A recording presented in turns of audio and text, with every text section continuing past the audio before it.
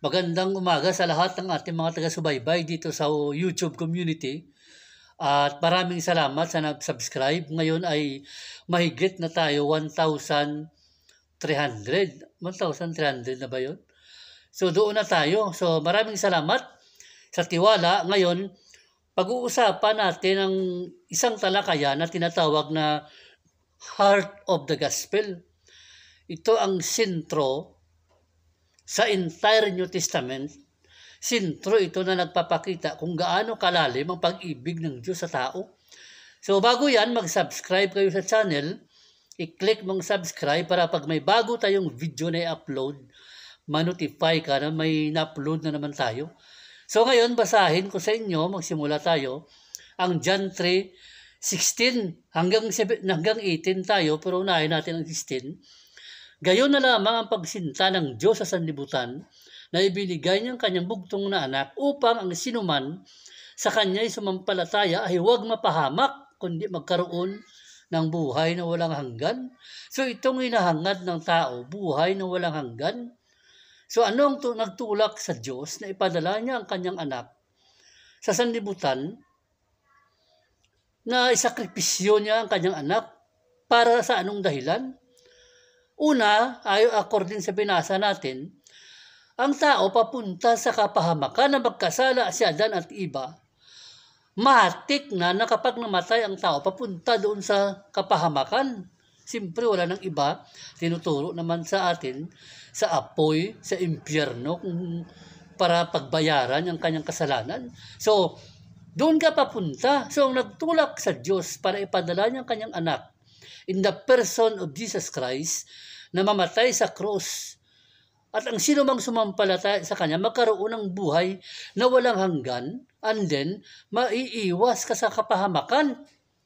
So kung ang isang tao, halimbawa, naniwala siya na ipinadala ng Diyos ang kanyang anak na matay sa cross of Calvary, sumampalataya siya na buhay ng pagkatapos ng 3 days, muling nabuhay, bumalik sa langit at babalik muli para kunin ang kanyang mananampalataya. Kung naniniwala ka na yun ang daan ng kaligtasan ng Diyos Ama na ipinakita sa kanyang anak sa Calvary, baka hindi ka mapapahamak.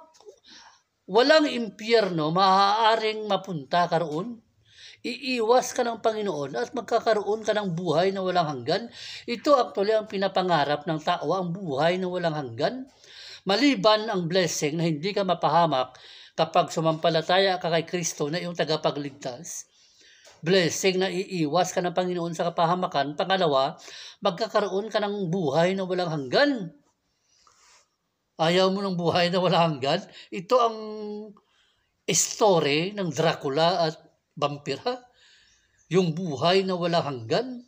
Pero sa totoong buhay talaga, dahil ang tao na mamatay, mahaba ng edad na 80 years old, ang iban 40, dido na, mahaba na yan. So ang buhay na walang hanggan, ino-offer ng Panginoon kasi buhay niya ito, ibibigay niya sa tao in kondisyon sa pagsampalataya kay Kristo na namatay doon sa krus para iligtas siya sa kapahamakan, mapunta sa kaluwalhatian. So ang mangyayari niyan, pag sumampalataya ka kay Kristo, pagkakaroon ka ng buhay na walang hanggan after you die. Mamamatay ang tao, doon niya makakamit ang buhay na walang hanggan, papunta sa kaluwalhatian. So ang buhay na walang hanggan, isipin mo na lang halimbawa, lumipas ng panahon, wala ka na rito, doon ka na sa eternity. Sabihin mo kay Lord na, Lord, alam mo, naisip ko mga 10 billion years na rin ang edad ko eh. Matagal na. Pwede ba Lord na tama na? Okay na to. 10 billion years. Sapat na buhay na to. Sabi ni Lord, bakit naman gusto mo nang mamatay sa 10 billion years? Kasi Lord, 10 billion years ng edad ko. Ano pa bang hahanapin ko? Nakamit ko na lahat ng tagumpay. Naku, siguro pwede na akong mag-vanish away. Pwede mo na akong, although na buhay na walang hanggan ito, pero may kapangyarihan ka naman. Pwede mo na akong tigukin. Sabi ni Lord, hindi, kasi ang promise ko sa'yo, buhay na walang hanggan. Ibig sabihin, sa edad mo ngayon na 10 billion years, start ka pa lang, nagsisimula ka pa lang sa buhay na walang hanggan. Yan ang buhay na walang hanggan. Walang katapusan, forever to forever, from eternity to eternity. Ibig sabihin, pag nag-edad ka 5 trillion, ano yan eh? Starting pa lang yan. Ito actually ang buhay na pinapangako ng Diyos sa tao. Pag sumampalataya sa kay Kristo, na dinidisregard ng tao kasi akala nila ang buhay na walang hanggan, parang ordinary life lang. Ito actually ang buhay ng Diyos. And then sinabi dyan sa verse 17, dito sa nakasulat sa verse 17, sapagkat hindi sinugo ng Diyos ang anak sa sanlibutan upang hatulan ang sanlibutan, kundi upang ang sanlibutan ay maligtas sa pamamagitan niya. So ang purpose pala ng Diyos, kaya ipinadala niya ang Kristo, mamatay sa cross of Calvary, hindi para hatulan ang sanlibutan. Kasi ang sanlibutan, nahatulan na. Hindi na dapat hatulan pa, condemn na ang sanlibutan. So kung ipinadala ng Diyos ang kanyang anak para i-condemn pa ang sanlibutan, double kill ang tawag dyan.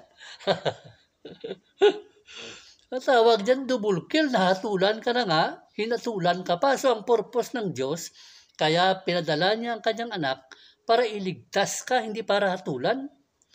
At ang kaligtasan na yan, makakamit mo sa panampalataya, pagsampalataya kay Kristo.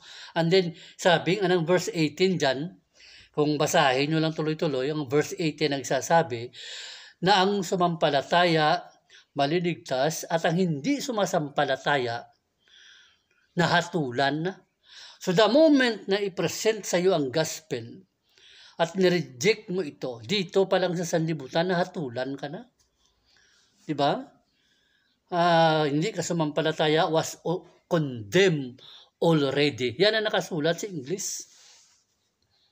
So huwag ka nang umasa na hindi ka sumampalataya kay Kristo ngayon, maghihintay ka pa nga, hintayin ko lang mamatay ko para pag dumating doon sa trono, pakikinggan kung ano ang verdict ni Lord sa akin. Hindi, guilty ka na dun. Dito pa lang kasi sa lupa, the moment na na-reject mo si Kristo na tagapagligtas, nahatulan ka na. Wala nang chance.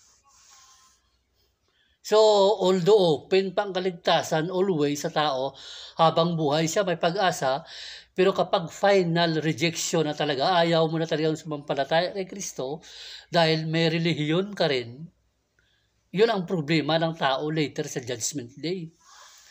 So maraming salamat, nawa ay makilala nyo ang Kristo, ang purpose ng Diyos, kung bakit ipinadala niya ang Kristo, dahil gusto niyang maligtas ka, magkaroon ng buhay sa pamamagitan ng pagsampalataya sa kanyang anak na namatay sa cross of Calvary. So maraming salamat. God bless.